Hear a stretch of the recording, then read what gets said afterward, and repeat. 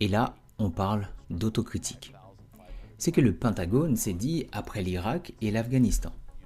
Et comment cette autocritique a directement produit la machine qui a détruit l'Iran en 11 jours. La Wayne Corporation, le laboratoire stratégique de Washington, a publié un diagnostic en termes cliniques.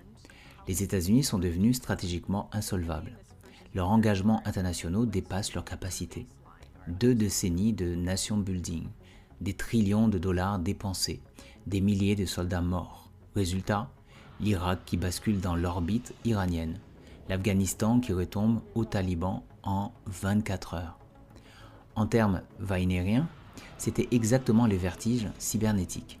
Plonger un système nerveux haute précision dans le bruit chaotique de la guérilla tribale jusqu'à l'effondrement.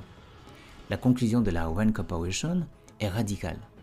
L'armée américaine n'est pas faite pour gouverner des populations.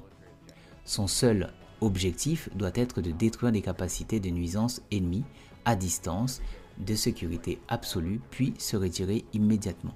C'est la doctrine du stand-off strike, la désintégration à distance.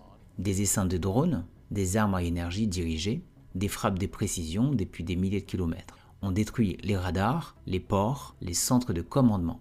On laisse le pays gérer ses propres ruines. On ne cherche pas à convaincre, on ne cherche pas à occuper. Camarades, ça c'est l'essence de l'Epic Fury.